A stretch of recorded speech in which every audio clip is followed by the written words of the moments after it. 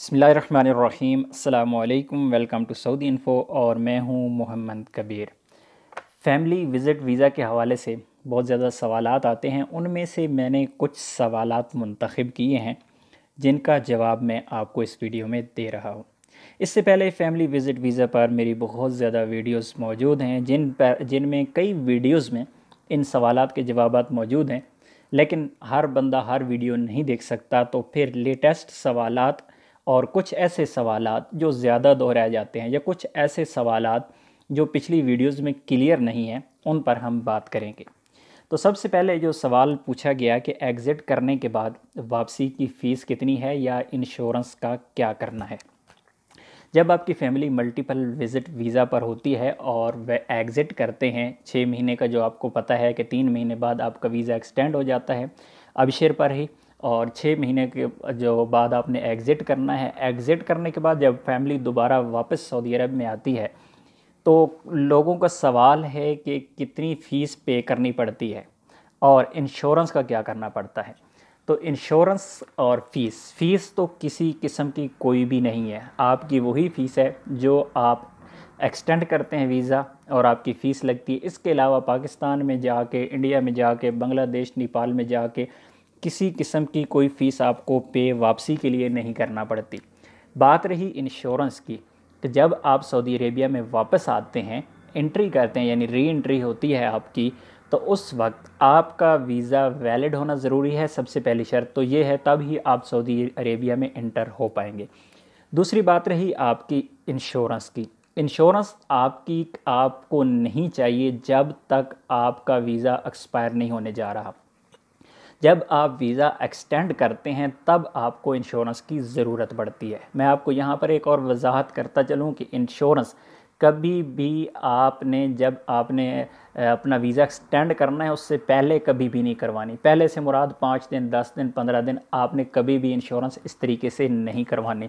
जब भी आपने वीज़ा एक्सटेंड करना है, अपने वीज़े की फ़ीस जमा करवानी है और आपने आपने वीज़ा को एक्सटेंड करना है।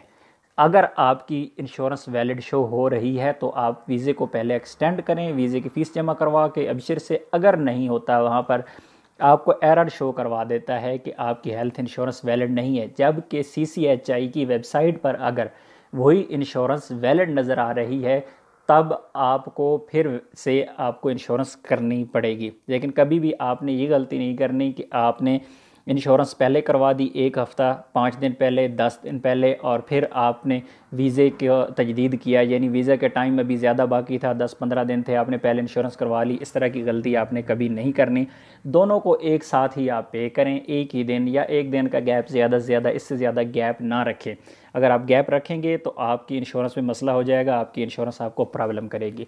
अब यहाँ पर इससे पहले मैंने इंश्योरेंस पर एक डिटेल वीडियो बनाई हुई है, इंश्योरेंस कैसे करना है, उसका तरीका क्या है। मैंने पूरा आपको वेबसाइट पर समझाया हुआ है, इंश्योरेंस का तरीका, उसकी फ़ीस कैसे जमा करवानी है, पूरी की डिटेल मौजूद है।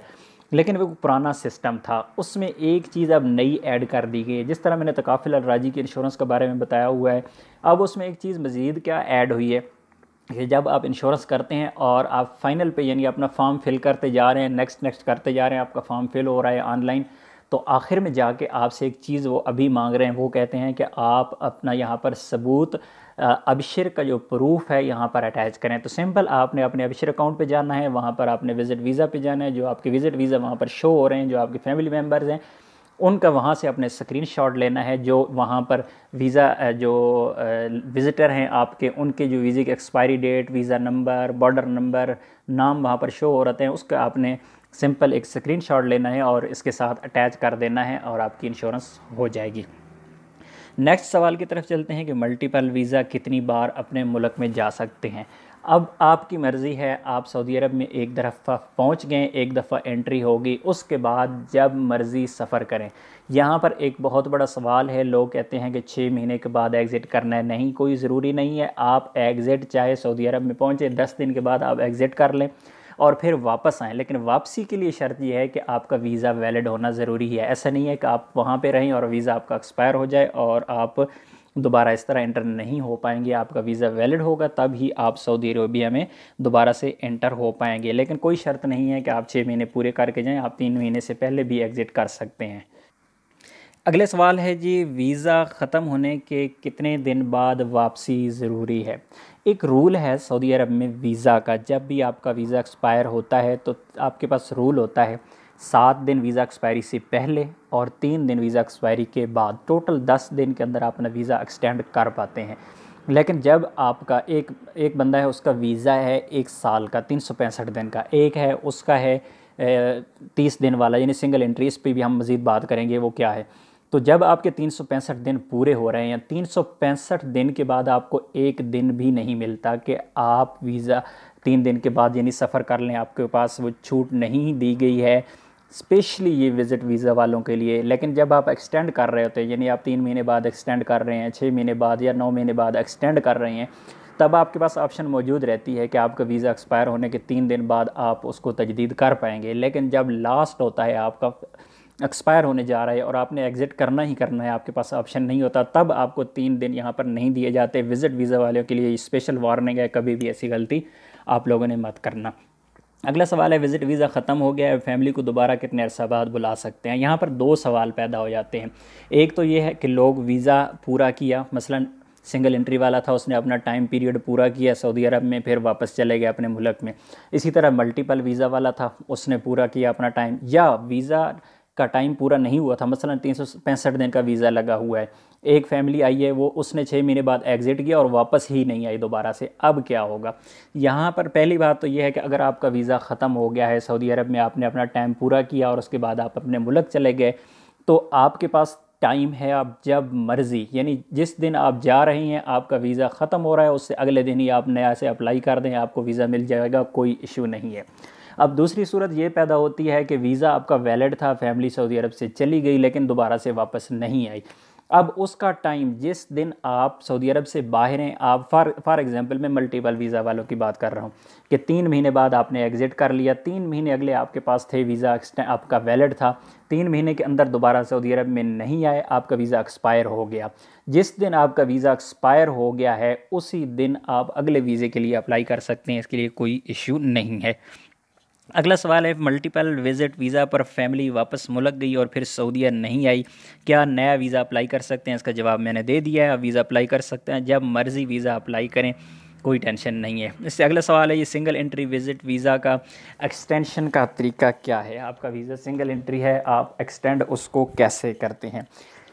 ये ज़्यादातर कन्फ्यूजन तो ख़त्म हो चुकी है आम लोगों को, लेकिन कुछ लोगों के अंदर ये कन्फ्यूजन अभी भी बाकी है कि सिंगल एंट्री वीज़ा आपका एतमाद से लगता है 30 दिन का, फिर 30 दिन के बाद आपने उसको एक्सटेंड करना है, उसके बाद फिर आपने 30 दिन के बाद एक्सटेंड करना है। इस तरह आप सऊदी अरब में रहकर 5 बार आप सिंगल एंट्री वीज़ा को एक्सटेंड कर सकते हैं।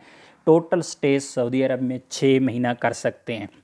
ये बात यहाँ पर सिंगल एंट्री वीज़ा वालों को क्लियर हो गई। उसके बाद ये सवाल है, मल्टीपल वीज़ा क्या 3 महीना से पहले सफ़र कर सकते हैं। इसका जवाब मैं दे चुका हूँ, बिल्कुल कर सकते हैं, आपके पास ऑप्शन है।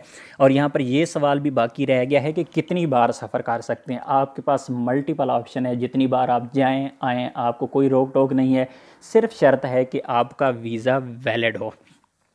अगला सवाल है, इंश्योरेंस पहले करनी है या वीज़ा एक्सटेंड पहले करना है। इसका जवाब भी मैं दे चुका हूँ आपको। अगला सवाल है, इंश्योरेंस के साथ, जिस तरह मैंने आपको पहले बता दिया कि इंश्योरेंस के साथ अभी थोड़ी सी अपडेट हो गया है सिस्टम थोड़ा सा, उसमें सिर्फ ये चेंजिंग आई है कि जब आप इंश्योरेंस के लिए अप्लाई करते हैं तो एंड पे जाके आपसे वो प्रूफ मांगता है कि वीज़ा का प्रूफ क्या है, वीज़ा वैलिडिटी, वीज़ा एक्सपायरी का प्रूफ क्या है। जिन लोगों का आप इंश्योरेंस कर रही हैं तो आपने इंश्योरेंस का सिंपल अबशर से जाके उसका स्क्रीनशॉट लेना है और साथ में अटैच कर देना है। अब यहाँ पर मैं आपको बताता चलूँ कि वीज़ा की तजदीद के हवाले से, एतमाद की अपॉइंटमेंट के हवाले से, इंश्योरेंस तजदीद कैसे करनी है, वीज़ा अप्लाई कैसे करना है, गुरफ़त तजारिया कैसे करवाना है, गुरफ़त तजारिया का स्टेटस कैसे चेक करना है, वीज़ा आपने अप्लाई किया हुआ है उसका स्टेटस कैसे चेक करना है। इसी तरह आपके पास मुख्तलिफ़ किस्म की वीज़ा की ऑनलाइन जितनी भी सर्विसेज हैं, वीज़ा की फ़ीस पैसे कैसे पे करनी है, आपने इंश्योरेंस की फ़ीस कैसे पे करनी है, तमाम की तमाम वीडियोस में ऑलरेडी बना चुका हूं। मैं कोशिश करूंगा कि सारी वीडियोस के जो लिंक्स हैं वो डिस्क्रिप्शन में दे दें। अगर आपको इस किस्म की कोई भी प्रॉब्लम होती है तो आप उन वीडियोस में जाके इस मसले का हल निकाल सकते हैं, आपको इंशाल्लाह हल मिल जाएगा। और आखिर में आपसे यही रिक्वेस्ट करूंगा कि अगर आपके पास कोई भी अथेंटिक इन्फॉर्मेशन है तो कमेंट बॉक्स में जाइए, वहाँ पर अपना एक्सपीरियंस शेयर कीजिए ताकि लोगों को भी इसका फ़ायदा हो सके। उम्मीद है आज की वीडियो आपको अच्छी लगी होगी। वीडियो अच्छी लगी है तो वीडियो के बारे में राय ज़रूर दीजिएगा, वीडियो को लाइक कीजिएगा। मिलते हैं एक और नई वीडियो के साथ, तब तक के लिए इजाज़त दीजिए। अल्लाह हाफिज़।